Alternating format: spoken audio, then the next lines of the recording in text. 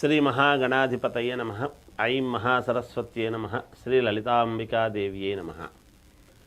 రాశి ఫలాల కార్యక్రమంలో భాగంగా మామూలుగా ఈ జూలై 12వ తేదీ నుండి ఆగస్టు 26 వరకు కుజ గురువులు కలిసి ఉండటం అనేటువంటిది జరుగుతూ ఉన్నది. ఎక్కడ? వృషభములో కుజగురువులు కలిసినప్పుడు మరి ఏ గ్రహాలు కలిస్తే ఏమేమి గోచార రీత్యా మనకు జాతకంలో జరగాల్సినటువంటి పనులు జరుగుతాయి, ఏవి జరగవు, ఎవరికి ఏ రాశి వాళ్లకు జరగవు, ఏ రాశి వాళ్లకు అనుకూలముగా ఉన్నది, ఉంటే ఎంతవరకు మనకు ఉపయోగం ఉంటుంది అనేటువంటి దాని గురించి మీకు ఇప్పుడు తెలియజేస్తున్నాను. అయితే ఈ కుజగురువులు ఇద్దరు కూడా ఇచ్చేటువంటివి ఏమిటి అనేది మనం ఆలోచన చేయాలి. సరే, కుజుడు అనంగానే మంగళకరుడు.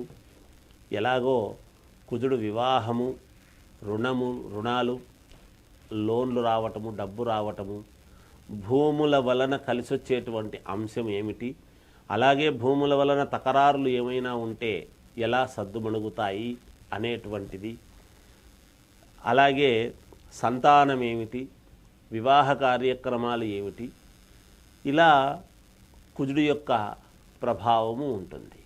ఇక గురువు వచ్చేటప్పటికీ గురువు ఇచ్చేటువంటిది ఏమిటి? వరే నీకు గురుబలం బాగలేదు అనేటువంటి మాట ఒకటి వింటూ ఉంటాం. నాయనా నీకు గురుబలం సరిగ్గా లేదు అని. గురుబలము బాగుంటే ఏమొస్తుంది ఏమిటి అంటే గురువు అనుగ్రహం. మనం ఏ పని చేస్తూ ఉండినా, ఏ వ్యాపారం చేస్తున్నా కలిసి రావాలి, ఒక ఉద్యోగం రావాలి, ఉద్యోగంలో ఉన్నతత్వము రావాలి, అలాగే ఏదైనా విదేశాలకు వెళ్ళాలి, ఏ పని చెయ్యాలన్నా, ఒక కొత్తది ఏదైనా మొదలు పెట్టాలి అన్నా, ఇలా ఏది చేసుకుందామన్నా గురువు యొక్క అనుగ్రహము చాలా అవసరము. అందుకే గురువు అనుగ్రహించాలి. గురువు ఏమిస్తాడు? యోగాలు ఉంటే యోగాన్ని అనుగ్రహించేటువంటి వాడు గురువు. అందువలన ఈ కుజ గురువులు ఇద్దరూ కూడా కలిసి ఇప్పుడు ఈ వృషభములో ఉన్నారు.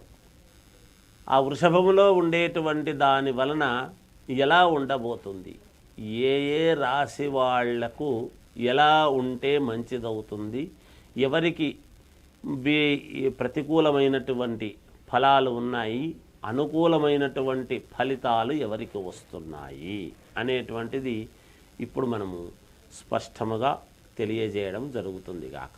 ఇది ప్రతి వాళ్లకు కూడా ఆలోచన చేసి జాగ్రత్తగా చూసుకోండి.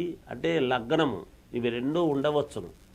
ఇప్పుడు ఏ లగ్నములో పుట్టినటువంటి వాళ్లకు, ఏ రాశి వాళ్లకు ఎలా ఉండబోతుంది అనేటువంటిది స్పష్టముగా మీకు తెలియజేయబడుతుంది. నిజానికి కుజగురువులు ఉంటే ఎటువంటి లాభాలు ఇస్తాడనేది చెప్పాను. వివాహాలు, ఉద్యోగాలు, లోన్లు, ధనము రావటము, భూముల వలన కలిసి రావటము, కొత్త ఇళ్ళు కొనుక్కోవడము, వాహనాలు కొనుక్కోవటము, ఇవన్నీ కుజగురువులు ఇద్దరూ ఉంటే జరిగేటువంటివే. ఇవన్నీ కూడా సంతానము, అలాగే ఉద్యోగంలో ఉన్నతత్వము, విదేశాలకు వెళ్ళటము, ఇలా ఒకటి అని కాదు, కొత్తవి ఏవైనా వ్యాపారాలు చేసుకోవటము, ఉన్న వ్యాపారాలు అభివృద్ధి పరచుకోవటము, ఇవన్నీ కూడా జరుగుతాయి కుజగురువుల యొక్క అనుగ్రహం ఉంటే. అయితే ఏ రాశి వాళ్ళకి అనుగ్రహం ఉంది, ఎవరికి లేదు అనేటువంటి విషయాన్ని ఇప్పుడు మీకు స్పష్టంగా తెలియజేయడం జరుగుతుంది.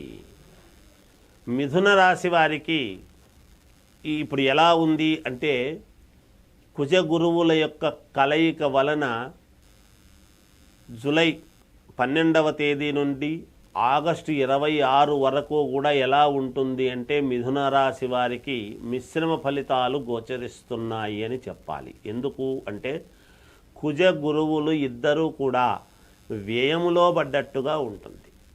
వ్యయములో పడినప్పుడు ఏమవుతుంది అంటే గురువు యొక్క అనుగ్రహం తక్కువ, కుజుడు ఇచ్చేటువంటి ఉపయోగాలను కూడా తగ్గిస్తాడు గాక.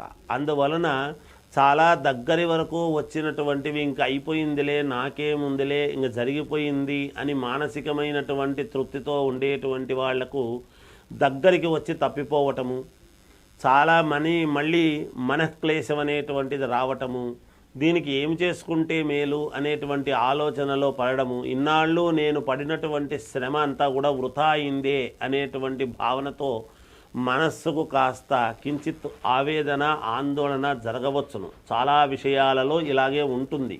ఇక మిథున రాశి వాళ్లకు ఎందుకు, గురువు ఇచ్చేటువంటి యోగాన్ని కానీ కుజుడు ఇచ్చేటువంటి దీన్ని కానీ, కుజుడి వ్యయంలో పడ్డట్టు కదా మిథున రాశి వాళ్లకు, మిథున లగ్న జాతకులకు. ఆ వ్యయంలో పడిపోతే వాళ్ళు ఇచ్చేటువంటివన్నీ కూడా, ఆ యోగాలు కూడా ఇబ్బందులు జరుగుతాయన్నమాట.